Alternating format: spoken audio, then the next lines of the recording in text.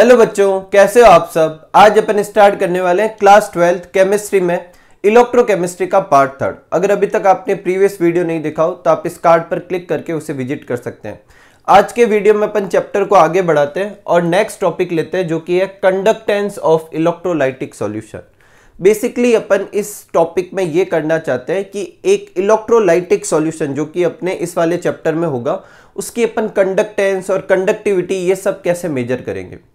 अब इस टॉपिक को करने से पहले अपन कुछ कॉमन टर्म जो वैसे तो अपन को फिजिक्स में पढ़ाई जाती है उनको एक बार रिवाइज कर लेते हैं। जैसे कि सबसे पहले ये देखेंगे कि रेजिस्टेंस क्या होता है, रेजिस्टिविटी क्या होती है। ये जो हेडिंग है कंडक्टेंस, वो कंडक्टेंस होता क्या है, कंडक्टिविटी क्या होता है। फिर अपन देखेंगे कि दो तरह के कंडक्टर होते हैं, एक मेटेलिक कंडक्टर होंगे, एक इलेक्ट्रोलाइटिक कंडक्टर होंगे, जो कि अपन को इस केस में लेना है। और इलेक्ट्रोलाइटिक कंडक्टर के केस में क्या प्रॉब्लम्स आती है, फिर उसे कैसे सॉल्व करते हैं, कंडक्टिविटी कैसे मेजर करेंगे, ये सब आज का टॉपिक होने वाला है। तो सबसे पहले स्टार्ट करते हैं रेजिस्टेंस से। सब जानते हैं रेजिस्टेंस क्या होता है कि आप कहीं से करंट को फ्लो करवाते हैं तो चार्ज के फ्लो में जो ऑब्स्ट्रक्शन होता है, मतलब जो चार्ज के फ्लो को अपोज करता है, उसे अपन क्या कहते हैं, रेजिस्टेंस कहेंगे। क्या कहेंगे, रेजिस्टेंस। तो total obstruction in the flow of current उसे अपन क्या कहते हैं, रेजिस्टेंस। इसे कैपिटल आर से डिनोट करते हैं और इसकी यूनिट क्या होती है, ओम होती है। अगर मैं इसी रेजिस्टेंस की यूनिट को सारे फंडामेंटल क्वांटिटी की यूनिट्स में शो करूं, 7 फंडामेंटल क्वांटिटी होती है, उसके फॉर्म में शो करूं तो यूनिट क्या आएगी, kilogram, metre square, second cube और एम्पियर स्क्वायर। जैसे अपन डायमेंशन निकालते हैं ना, कुछ वैसा ही। नेक्स्ट है अननोन रेजिस्टेंस। अगर अपन को फाइंड करने होते हैं तो कैसे फाइंड करते हैं, व्हीट स्टोन ब्रिज से फाइंड करते हैं। फिजिक्स में आपने पढ़ा होगा व्हीट स्टोन ब्रिज, उससे अपन क्या करते हैं, अननोन रेजिस्टेंस फाइंड करते हैं। ठीक है। नेक्स्ट है रेजिस्टिविटी। रेजिस्टिविटी समझना क्या है, देखो रेजिस्टेंस जो होता है वो लेंथ पे डिपेंड करता है। कैसे, डायरेक्टली प्रोपोर्शनल होता है। लेंथ बढ़ाने पे रेजिस्टेंस बढ़ता है। और cross section area, cross section area कहते हैं थिकनेस को। जैसे इस मार्कर को ऐसे कट करूंगा तो जो एरिया आएगा वो क्रॉस सेक्शन एरिया होगा। वो किसको डिनोट कर रहा है, थिकनेस को। तो जैसे जैसे क्रॉस सेक्शन एरिया बढ़ाते हैं रेजिस्टेंस कम होता है। अगर मैं इन दोनों को साथ में लिखता तो क्या लिखूंगा साथ में, resistance directly proportional L upon A. और जब प्रोपोर्शनल का साइन हटाते तो कांस्टेंट आता है रो एल अपॉन ए। और रो बेसिकली रो का फॉर्मूला निकालूंगा तो ये इधर चला जाएगा, एल नीचे आ जाएगा। 10th स्टैंडर्ड की साइंस है ये, आराम से आप समझ सकते हैं। Rho equal to R A upon L हो जाएगा। ये रो जो है वो क्या कहलाता है, रेजिस्टिविटी। इसका एक और नाम होता है स्पेसिफिक रेजिस्टेंस। अपनी बुक में साफ साफ लिखा हुआ है कि आपको रेजिस्टिविटी टर्म का इस्तेमाल करना है, क्योंकि आईयूपीएससी कहती है रेजिस्टिविटी वर्ड पर फेवर करती है। इसलिए इस पूरे चैप्टर में अपन रेजिस्टिविटी टर्म ही इस्तेमाल करेंगे। यूनिट क्या होगी, देखो आर की यूनिट होती है ओम, ए की क्या होगी, मीटर स्क्वायर, लेंथ की क्या होगी, मीटर, मीटर से मीटर कट जाएगा, क्या आ जाएगी, ओम इंटू मीटर। अब रेजिस्टेंस की अगर मुझे डेफिनेशन निकालनी है तो बड़ा ही आसान है। ए और एल दोनों को क्या ले लो, 1 1। अगर इन दोनों को 1 लूंगा तो रेजिस्टेंस किसके बराबर हो जाएगा, रेजिस्टिविटी के बराबर हो जाएगा। ठीक है। तो देखो क्या लिखा हुआ है, resistance for a substance is its resistance. मतलब रेजिस्टिविटी क्या है, रेजिस्टेंस ही है। कब, व्हेन लॉन्ग कितना है 1 मीटर और क्रॉस सेक्शन एरिया कितना है 1 मीटर स्क्वायर। मतलब लेंथ कितनी ले रखी है 1 और क्रॉस सेक्शन एरिया भी कितना ले रखा है 1। ए की जगह पर भी 1 पुट करेंगे, एल की जगह पर भी 1 पुट करेंगे तो रो किसके बराबर हो जाएगा, आर के बराबर हो जाएगा। ए किसकी यूनिट क्या है, ओम इंटू मीटर। अगर ओम इंटू सेंटीमीटर में बदलना हो तो 100 से मल्टीप्लाई करा देंगे। क्यों, 1 मीटर में कितने सेंटीमीटर होते हैं, 100। या फिर 1 ओम इंटू सेंटीमीटर को मीटर में बदलना है तो 0.01 ओम इंटू मीटर हो जाएगा। कोई तकलीफ नहीं। अब इनके रेसिप्रोकल की बात करते हैं। इनवर्स ऑफ रेजिस्टेंस या रेजिस्टेंस का उल्टा क्या कहलाएगा, कंडक्टेंस। मतलब रेजिस्टेंस जितना कम, कंडक्टेंस उतना ही ज्यादा। रेजिस्टेंस जैसे करंट के फ्लो में ऑब्स्ट्रक्शन को डिनोट करती है, कंडक्टेंस ये बताती है कि कितनी आसानी से करंट पास हो सकती है। ठीक है। तो इसको जी से डिनोट करते हैं। इसका फॉर्मूला क्या होगा, 1 अपॉन आर। आर की यूनिट क्या होती है, ओम, तो इसकी क्या हो जाएगी, ओम इनवर्स। इसे मोह पी पढ़ते हैं, साइमन भी रीड करते हैं और मोह लिख भी सकते हैं। ठीक है। नेक्स्ट है कंडक्टिविटी। जैसे रेजिस्टेंस का उल्टा होता है कंडक्टेंस, वैसे ही रेजिस्टिविटी का उल्टा क्या होगा, कंडक्टिविटी। तो इनवर्स ऑफ रेजिस्टिविटी होगी, उसे क्या कहेंगे, कंडक्टिविटी। और इसे इस सिंबल से डिनोट करेंगे, ये के नहीं है, इसे कप्पा रीड करते हैं। क्या रीड करते हैं, कप्पा, एक ग्रीक अल्फाबेट है। तो कप्पा का फॉर्मूला क्या हो जाएगा, 1 अपॉन रो। यूनिट क्या हो जाएगी, जो रो की यूनिट है उसकी उल्टी, रो की यूनिट थी ओम इंटू मीटर, तो इसकी क्या हो जाएगी ओम इनवर्स मीटर इनवर्स, या फिर अपन साइमन मीटर इनवर्स भी लिख सकते हैं, ठीक है, मोह मीटर इनवर्स भी लिख सकते हैं।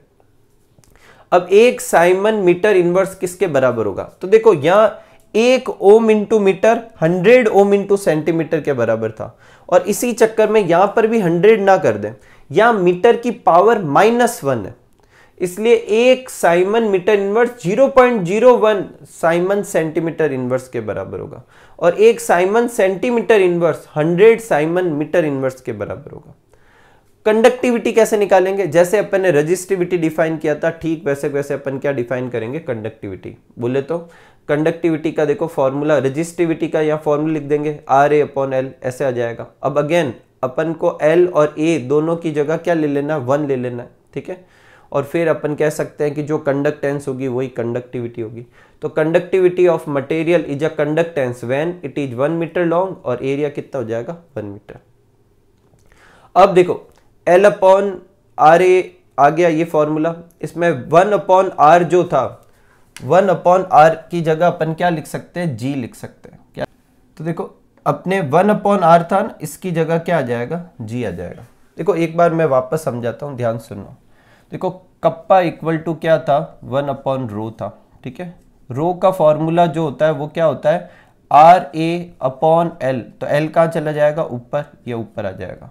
फिर 1/R की जगह क्या लिख सकते हैं कंडक्टेंस G लिख सकते हैं L/A, या फिर G इक्वल टू क्या लिख सकते हैं K कप्पा A/L लिख सकते हैं। अब यहाँ पर A की जगह अगर मैं 1 लूँ, L की जगह 1 लूँ, तो K और G दोनों क्या हो जाएंगे बराबर, या चाहे इस फॉर्मूले में ले लो, L और A दोनों 1 लूंगा तो कप्पा और G दोनों क्या हो जाएंगे बराबर हो जाएंगे। तो जो कंडक्टिविटी है वो कंडक्टेंस ही है, कब है जब L और A दोनों क्या हो 1 हो। ये 3 फॉर्मूले एक दूसरे में आप हिसाब से लगा सकते हैं, ठीक है, कि कौन सा फॉर्मूला आपको इस्तेमाल करना है उसके हिसाब से आप लिख सकते हैं, ठीक है। नेक्स्ट अपना है कि मटेरियल जो होते हैं वो कंडक्टिविटी के बेसिस पर 3 तरह के होते हैं, low conductivity, high conductivity, intermediate conductivity. अगर कंडक्टिविटी कम है तो वो इंसुलेटर, बहुत ज्यादा कंडक्टिविटी है तो कंडक्टर, उन दोनों के बीच की रेंज की है तो सेमीकंडक्टर। अगर कंडक्टिविटी कैसे भी करके अपन इनफाइनाइट कर दे तो उसे सुपर कंडक्टर, क्या कहेंगे सुपर कंडक्टर। अब सुपर कंडक्टर बेसिकली एक कंसेप्ट है, देखो ध्यान से सुनना। रेजिस्टेंस जो होता है वो टेम्परेचर बढ़ाने पे बढ़ता है, तो रेजिस्टेंस टेम्परेचर घटाने पे घटेगा भी, और एक सर्टेन टेम्परेचर पे रेजिस्टेंस घटता घटता 0 भी हो जाएगा। जब रेजिस्टेंस 0 होगा तो कंडक्टेंस क्या मानी जाएगी इनफाइनाइट, और उस पर्टिकुलर पॉइंट पे वो सब्सटेंस कैसा बिहेव करेगा सुपर कंडक्टर। तो मेटल और उसके अलॉय एक पर्टिकुलर लो टेम्परेचर पे सुपर कंडक्टर की तरह बिहेव कर रहे हैं, लेकिन वो लो टेम्परेचर कितना है 0 to 15 केल्विन। अब देखो 0 केल्विन का क्या मतलब है -273 डिग्री सेंटीग्रेड, और 15 केल्विन का क्या मतलब है, इसमें से आप क्या करो 15 माइनस करो तो लगभग आ जाएगा 258 डिग्री सेंटीग्रेड, वो भी माइनस में। अब ये तो बहुत कम टेम्परेचर, तो प्रैक्टिकल नहीं है इतना, लेकिन आजकल कुछ सर्टेन सिरेमिक मटेरियल और मिक्स ऑक्साइड का इस्तेमाल करते हैं जो 150 केल्विन तक भी सुपर कंडक्टिविटी शो करते हैं। अब 150 केल्विन कितना होगा, अपन अगर माइनस करेंगे तो लगभग 123 डिग्री सेंटीग्रेड, वो भी माइनस का। अभी भी कम है लेकिन इतना फिर भी पॉसिबल है, लेकिन अपन को पॉसिबल नहीं, पॉसिबल पे नहीं चलना है। सुपर कंडक्टर हो सकता है एक पर्टिकुलर लो टेम्परेचर पे, ठीक है। तो ये सब अपने था, एक ऊपर से सिर्फ अपने डेफिनेशंस थी। रेजिस्टेंस क्या होता है, उसकी यूनिट क्या होती है, कंडक्टेंस क्या होता है, रेजिस्टिविटी क्या होती है, कंडक्टिविटी क्या होती है। अब अपन इसको और आगे बढ़ाएंगे और ये देखेंगे कि पहले तो ये देखेंगे कि कंडक्टिविटी कितने तरह की होती है, या फिर अपन ऐसे भी कह सकते हैं कि कंडक्टर कितने तरह के होते हैं, और फिर जो इलेक्ट्रोलाइटिक सॉल्यूशन होते हैं उनकी कंडक्टिविटी निकालने में प्रॉब्लम क्या आती है और फिर उसको सॉल्व कैसे करते हैं। पहले आप ये नोट कर लीजिए। तो देखो 2 तरह के कंडक्टर होते हैं, एक मेटेलिक कंडक्टर जो अपन को फिजिक्स में पढ़ाए जाते हैं, और एक अपने इलेक्ट्रोलाइटिक कंडक्टर। इलेक्ट्रोलाइटिक कंडक्टर क्या होते हैं, एक तरह के सॉल्यूशन, मतलब वैसे तो इलेक्ट्रोलाइट अपने जैसे सॉल्ट हो गया, एसिड हो गया, बेस हो गया, जब उसने पानी में डिजोल्व करते तो वो आयंस बनाते, अब उनमें इलेक्ट्रिसिटी अपन पास कर सकते हैं, ये इलेक्ट्रोलाइट कहलाते हैं। तो दो तरह के कंडक्टर हो गए, मेटेलिक कंडक्टर और इलेक्ट्रोलाइटिक कंडक्टर। जो मेटेलिक कंडक्टर होते हैं उनकी कंडक्टेंस को इलेक्ट्रॉनिक कंडक्टेंस कहते हैं। ऐसा क्यों कहते हैं? क्योंकि कंडक्टेंस थ्रू मेटेलिक कंडक्टेंस तो कहलाती है, इलेक्ट्रॉनिक कंडक्टेंस इसलिए कहलाती है क्योंकि उसमें जो चार्ज को फ्लो करेंगे वो चार्ज कौन होंगे? इलेक्ट्रॉन होंगे। कौन होंगे? इलेक्ट्रॉन। मेटल में क्या होते हैं? इलेक्ट्रॉन। तो इलेक्ट्रॉन के फ्लो की वजह से करंट पास होती है। It is due to movement of electrons, और इलेक्ट्रॉन की वजह से कंडक्टेंस है, इसलिए इलेक्ट्रॉनिक कंडक्टेंस कहते हैं। अब जब आप किसी मेटल में से करंट पास करते हो तो उस मेटल के कंपोजिशन पे कोई फर्क नहीं पड़ता। इसका मतलब इस तरह की कंडक्टेंस से केमिकल कंपोजिशन में कोई चेंज नहीं आता, बोले तो कोई रिएक्शन नहीं होती। जैसे आयरन में से आपने कोई करंट पास की तो आयरन कोई रिएक्शन नहीं देने वाला। फैक्टर अफेक्टिंग, किस किस फैक्टर पे ये अफेक्ट करते हैं? तो एक तो नेचर पे, मतलब अलग अलग मैटर का कंडक्टेंस अलग अलग होता है। एक नंबर ऑफ वैलेंस इलेक्ट्रॉन पर कि कितने इलेक्ट्रॉन है, भाई इलेक्ट्रॉन ही तो फ्लो करा रहे, तो वो कितने उसके ऊपर डिपेंड करेगा। और एक करेगा टेम्परेचर पे। टेम्परेचर बढ़ाने पर, देखो ध्यान सुनना, टेम्परेचर बढ़ाने पे रेजिस्टेंस बढ़ता है और टेम्परेचर घटाने पर रेजिस्टेंस घटता है। रेजिस्टेंस घटेगा तो इसका मतलब कंडक्टेंस बढ़ेगी। तो अगर मैं टेम्परेचर घटाऊंगा तो कंडक्टेंस क्या आएगी? ज्यादा आएगी। और अगर मैं टेम्परेचर बढ़ाऊंगा तो कंडक्टेंस क्या आएगी? कम आएगी। मतलब इनवर्सली प्रोपोर्शनल है। और यही चीज मैं अभी आपको सुपर कंडक्टर में भी बता रहा था। जो सुपर कंडक्टर का कंसेप्ट था वो मेटेलिक कंडक्टर के लिए ही था कि आप एक सर्टेन लो टेम्परेचर पे जाओगे तो कंडक्टेंस बढ़ते बढ़ते इनफाइनाइट भी हो सकती है। ठीक है, अब दूसरा लेते हैं आयोनिक कंडक्टेंस। आयोनिक कंडक्टेंस किसकी होती है? इलेक्ट्रोलाइट की। अब इलेक्ट्रोलाइट के केस में क्या होता है, जब अपन करंट पास करते हैं तो आयंस बनते हैं। जैसे NaCl का एक्वस सॉल्यूशन लिया तो उसमें Na+ होगा और Cl- होगा। तो जो करंट फ्लो हो रही है वो किसकी वजह से हो रही है? Na+ और Cl- की वजह से। तो वो तो आयन है, तो आयन के फ्लो की वजह से करंट पास हो रही है, इसलिए आयोनिक क्या हो जाएंगे? कंडक्टेंस। तो conductance through electrolytic solution electrolytic conductance कहलाती है। इसे आयोनिक कंडक्टेंस भी कहते हैं क्योंकि इसमें मूवमेंट किसका होता है? आयंस का। इस केस में जब आप किसी सॉल्यूशन में से करंट पास करते हो तो वो सॉल्यूशन चेंज हो जाता है। जैसे NaCl का एक्वस सॉल्यूशन लो और उसमें करंट पास करूं तो एक इलेक्ट्रोड पे Cl2 निकलती है, एक पे H2 निकलती है और कंटेनर में NaOH बन जाता है। आपने 10th स्टैंडर्ड में पढ़ा होगा क्लोर एल्केलाई प्रोसेस। तो कुछ और बन गया, बोले तो रिएक्शन हो गई। तो इस केस में केमिकल चेंज होते हैं, बोले तो रिएक्शन होती है। इस वजह से ये इस पॉइंट से अलग हो गया। इसमें कोई केमिकल कंपोजिशन में चेंज नहीं होता था, इधर केमिकल कंपोजिशन में चेंज होगा। और ये जिस कंटेनर में ऐसा कराएंगे उस कंटेनर को क्या कहेंगे? Electrochemical cell. Factor affecting, again nature of electrolyte पे डिपेंड करती है। इस चैप्टर में अपन आगे पढ़ेंगे। कुछ इलेक्ट्रोलाइट वीक होते हैं, कुछ स्ट्रांग होते हैं, तो उस बात पे डिपेंड करेगी। साइज ऑफ आयंस पे भी डिपेंड करेगी, आयन बड़े हैं या छोटे, क्योंकि फिर उनका मूवमेंट वो साइज डिसाइड करेगी। नेचर ऑफ सॉल्वेंट, मान लो सॉल्वेंट ज्यादा विस्कस है तो उसमें चार्ज आसानी से फ्लो नहीं कर पाएगा, तो वो भी कंडक्टेंस को क्या करेगा? अफेक्ट करेगा। और कंसंट्रेशन ऑफ इलेक्ट्रोलाइट इससे कैसे इफेक्ट होती है, इसको अभी आज ही के वीडियो में अपन देखेंगे। टेम्परेचर, यहां पर टेम्परेचर बढ़ाने पर कंडक्टेंस बढ़ेगी, जबकि इस वाले में क्या था? टेम्परेचर बढ़ाने पर कंडक्टेंस घट रही थी। तो ये भी उल्टा है। अब अपन को इस चैप्टर में आयोनिक कंडक्टेंस ही पढ़नी है और आयोनिक कंडक्टिविटी पढ़नी है। तो कंडक्टिविटी का अभी अपन ने फॉर्मूला देखा था, क्या था? G/L/A, या G की जगह 1/R भी लिख सकते हैं, L/A, ये फॉर्मूला था। अब समस्या क्या है, ध्यान सुनना। अगर मुझे ये मेजर करना है तो एक तो मुझे R निकालना है, एक मुझे L और A निकालना है। R निकालने में क्या प्रॉब्लम है? अननोन रेजिस्टेंस अपन व्हीटस्टोन ब्रिज से निकालते हैं, पर व्हीटस्टोन ब्रिज में वायर वगैरह लगेंगे, मैं सॉल्यूशन कैसे रखूंगा उधर? पहली प्रॉब्लम। L/A, L क्या होता है? लेंथ ऑफ वायर, और A क्या होता है? Cross section area of wire. वो कैसे लाऊंगा?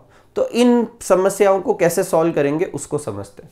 तो पहले अपन देखते हैं कि रेजिस्टेंस कैसे फाइंड करेंगे, फिर B पॉइंट पर अपन देखेंगे L/A कैसे फाइंड करेंगे। तो पहले रेजिस्टेंस का देखते हैं, मेजरमेंट ऑफ रेजिस्टेंस।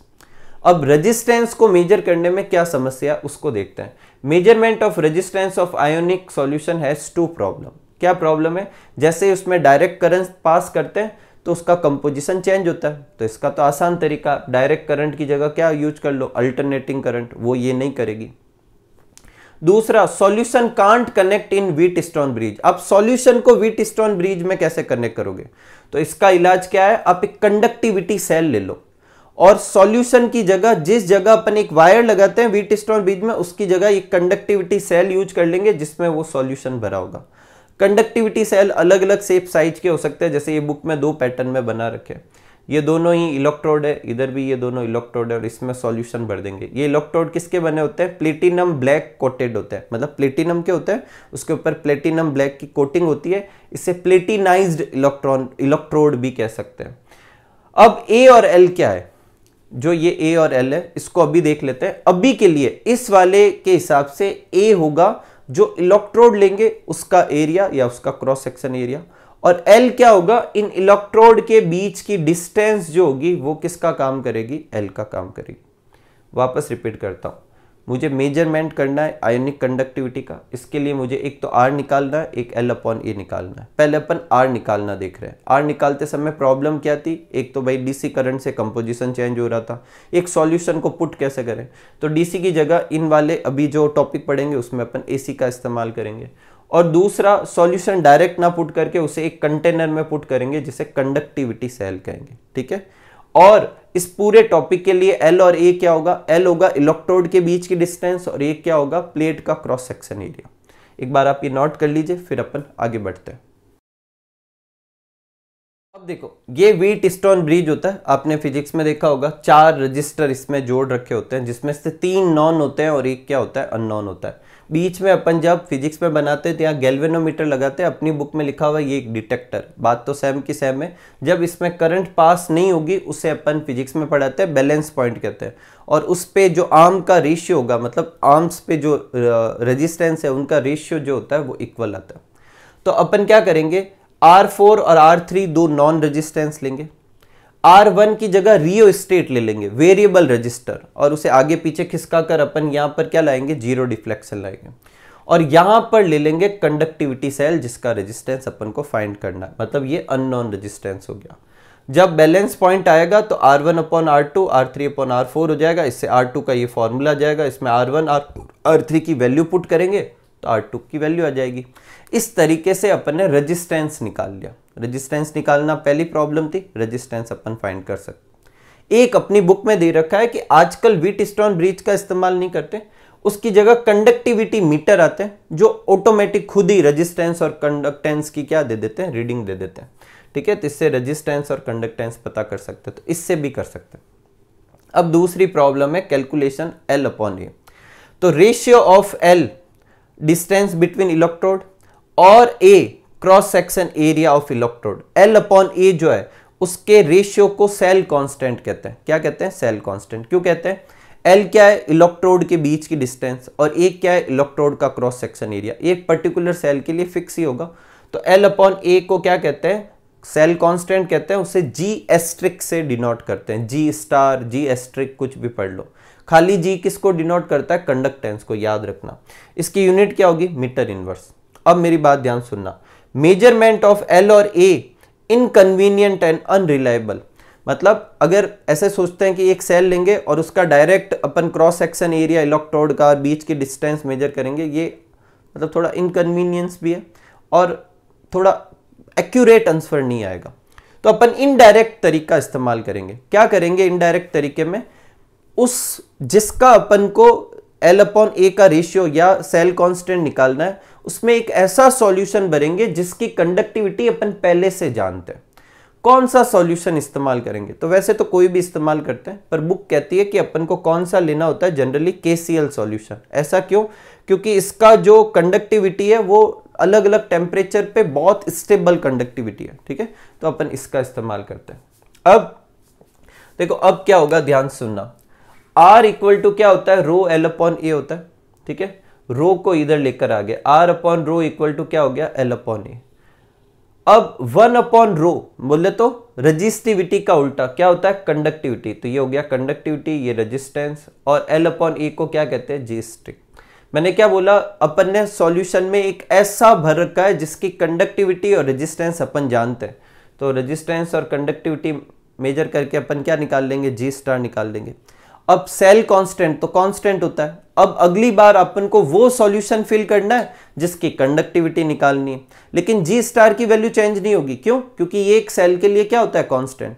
तो अपन पहले उस कंटेनर में कोई दूसरा नॉन सॉल्यूशन भरेंगे, उससे अपन सेल कांस्टेंट निकाल लेंगे, और अब उस कंटेनर को खाली करके, मतलब उस सेल को खाली करके उसमें वो सॉल्यूशन भरेंगे जिसकी कंडक्टिविटी निकालनी। अब कैलकुलेशन बड़ी आसान है, कंडक्टिविटी निकालेंगे जी स्ट्रिक अपॉन आर। इसी से ही देख लो ये फॉर्मूला आ रहा है।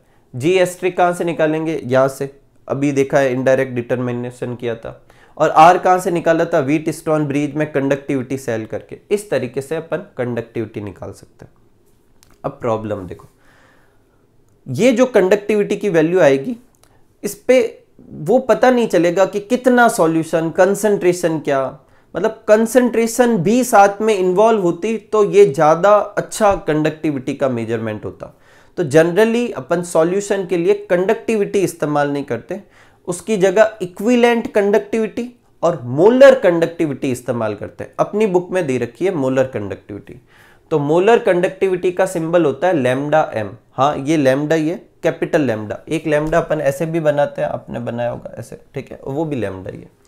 तो conducting power of all the ions produce in 1 molar electrolytic solution. मतलब आपने एक मोलरिटी का सॉल्यूशन लिया, उसमें जितने भी आयंस है उन सब का कंबाइनिंग कितना हो रहा है कंडक्टिविटी, उसे अपन क्या कहेंगे, मोलर कंडक्टिविटी कहेंगे। ये निकालेंगे कैसे, मोलर कंडक्टिविटी का फॉर्मूला होता है, अब नॉर्मल कंडक्टिविटी को कंसंट्रेशन से डिवाइड कर दो। नॉर्मल कंडक्टिविटी की यूनिट क्या थी, साइमन मीटर इनवर्स, और नॉर्मल कंसंट्रेशन की यूनिट क्या होती है, मोल अपॉन मीटर -3। इससे यूनिट आ जाएगी siemens metre square mole inverse. ये मोलर कंडक्टिविटी की यूनिट हो जाएगी। Siemens metre square mole inverse की जगह siemens centimetre square mole inverse भी इस्तेमाल करते हैं। कंडक्टिविटी के 2 फॉर्मूले, कब कौन सा लगाना ध्यान सुनना। अगर आपको कंसंट्रेशन दे रखी है मोल पर मीटर क्यूब में या ऐसे कुछ दे रखी है, तो आप ऊपर वाला फॉर्मूला इस्तेमाल कर लो। आपको मोलरिटी दे रखी है, क्वेश्चन सॉल्व करते समय अभी अपन देखेंगे उस क्वेश्चन में मोलरिटी दे रखी होगी, तो मोलरिटी दे रखी होगी तो अपन ये फॉर्मूला इस्तेमाल करेंगे, जहां मोलरिटी इधर पुट कर देंगे, ऊपर 1000 इंटू कप्पा करेंगे।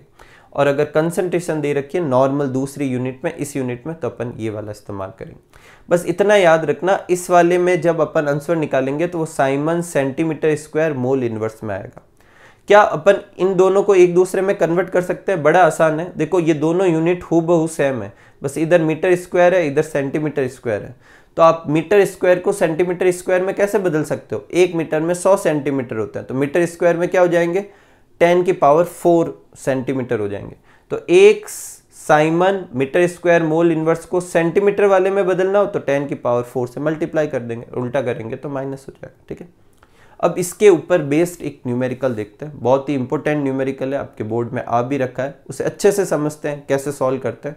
और फिर एक और टॉपिक देखते हैं कि टेम्परेचर, सॉरी अपने क्या कहते हैं कि कंडक्टिविटी और मोलर कंडक्टिविटी, इन दोनों पर अपने डाइल्यूशन का या कंसंट्रेशन का क्या इफेक्ट होता है, ठीक है। पहले आप ये नोट कर लीजिए। आगे बढ़ते हैं और एक न्यूमेरिकल लेते हैं कि resistance of a conductivity cell 0.1 mole litre inverse KCl solution 100 ohm दे रखा है। फिर एक और सॉल्यूशन दे रखा है, उसका भी रेजिस्टेंस दे रखा है, और इस सेकंड सॉल्यूशन की अपन को कंडक्टिविटी और मोलर कंडक्टिविटी दोनों निकालनी है। और फर्स्ट सॉल्यूशन जो कि 0.1 m वाला था, मोल लीटर इनवर्स को आप m भी लिख सकते हैं, मोलरिटी, उसकी अपन को कंडक्टिविटी भी दे रखी है।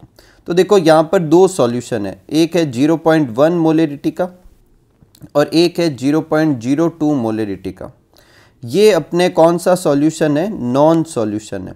इसे नॉन इसलिए कह रहा हूँ क्योंकि इसके लिए मुझे रेजिस्टेंस भी मालूम है और इसकी मुझे कंडक्टिविटी भी मालूम है। इसका रेजिस्टेंस दे रखा है 100 ओम जो कि यहाँ पर दे रखा है, और इसकी कंडक्टिविटी यहाँ दे रखी है। कितनी दे रखी है 1.29 साइमन मीटर। ठीक है, इससे मैं क्या निकाल सकता हूँ, जी एस्ट्रिक निकाल सकता हूँ। क्या निकाल सकता हूँ, सेल कांस्टेंट। क्यों निकालना है, इससे सेल कांस्टेंट निकाल के इस वाली कैलकुलेशन के लिए इस्तेमाल करूँगा, इसीलिए ये नॉन वैल्यू दे रखी है। अपन ने अभी देखा था जब थ्योरी पढ़ी थी कि जी एस्ट्रिक जो है वो नॉन सॉल्यूशन से निकालते, तो ये नॉन सॉल्यूशन है। तो कैसे निकालेंगे, तो देखो कप्पा का जो फॉर्मूला होता है वो क्या होता है अपने, जी एस्ट्रिक अपॉन आर होता है। तो जी एस्ट्रिक इक्वल टू क्या हो जाएगा, कप्पा इंटू आर हो जाएगा। तो जी एस्ट्रिक की वैल्यू निकालने के लिए कप्पा की वैल्यू पुट करते हैं 1.29 और आर की वैल्यू पुट करते हैं 100। तो आंसर कितना आ जाएगा 129, लेकिन ये मीटर इन्वर्स है। अगर इस आगे की कैलकुलेशन में मीटर इन्वर्स में ही चाहिएगा तो अपन ये इस्तेमाल कर लेंगे, लेकिन अगर सेंटीमीटर इन्वर्स में चाहिए तो अपन क्या लिखेंगे 1.29 सेंटीमीटर इन्वर्स रखेंगे। जनरली अपन मीटर को सेंटीमीटर में बदलते समय 100 से मल्टीप्लाई कराते हैं, यहाँ डिवाइड क्यों कर रहे हैं, क्योंकि मीटर नहीं मीटर इन्वर्स है। तो ये अपने जी एस्ट्रिक निकल गया। अब अपन क्या करेंगे, सेकंड पे शिफ्ट करते हैं। इसका भी रेजिस्टेंस क्वेश्चन में दे रखा है 520 ओम, लेकिन इसका अपन को कंडक्टिविटी भी निकालनी है और इसकी अपन को क्या निकालनी है, मोलर कंडक्टिविटी भी निकालनी है। सेल कांस्टेंट चाहिएगा, वो सेल कांस्टेंट मैं यहां से इस्तेमाल करूंगा। तो इसका सेल कांस्टेंट मैंने ये वाला ही ले लिया। ऐसा क्यों किया, सेल कांस्टेंट को सेल कांस्टेंट कहने की यही वजह है कि वो एक सेल के लिए सेम रहता है। सेल सेम में ये कहाँ लिखा हुआ, देखो लिखा हुआ रेजिस्टेंस ऑफ सेम सेल। ठीक है, तो सबसे पहले अपन क्या निकालते हैं, इसका कप्पा निकालते हैं। कप्पा कैसे निकालेंगे, जी एस्ट्रिक अपॉन क्या करेंगे आर। जी एस्ट्रिक कितना दे रखा है 1.29, मैं सेंटीमीटर वाली रीडिंग यूज कर रहा हूँ, नीचे 520। तो कप्पा आ जाएगा अपने 0.00, अब सॉल्व कर लेना 248 जो आ जाए। ठीक है, ये अपने क्या आ जाएगा, कप्पा आ जाएगा साइमन सेंटीमीटर। ठीक है, अब मेरी बात ध्यान सुनना, ये तो अपने निकल गया। अब मोलर कंडक्टिविटी निकाल लेते हैं। मोलर कंडक्टिविटी निकालने के दो फॉर्मूले बताए थे, एक बताया था मैंने कप्पा अपॉन सी और एक फॉर्मूला मैंने बताया था कप्पा इंटू 1000 अपॉन मोलेरिटी। क्योंकि मोलेरिटी दे रखी है तो मैं ये वाला फॉर्मूला इस्तेमाल कर लेता हूँ। तो कप्पा की वैल्यू कितनी है 0.00248 इंटू क्या करूँगा 1000 और नीचे क्या करूँगा 0.02। इस पूरे को सॉल्व करेंगे तो कितना आ जाएगा answer 124 Simon centimetre square mole inverse. ठीक है, तो ये अपने क्वेश्चन हो गया। सिंपल सा क्वेश्चन है, इसमें दो रीडिंग अपन को दे रखी है। आप जब दोनों रीडिंग समझ जाओगे तो कैलकुलेशन करनी आसान हो जाएगी। एक चीज देखो, मैंने यहाँ पर ये वाली वैल्यू इस्तेमाल की थी सेंटीमीटर वाली, इसलिए सेंटीमीटर में आंसर है।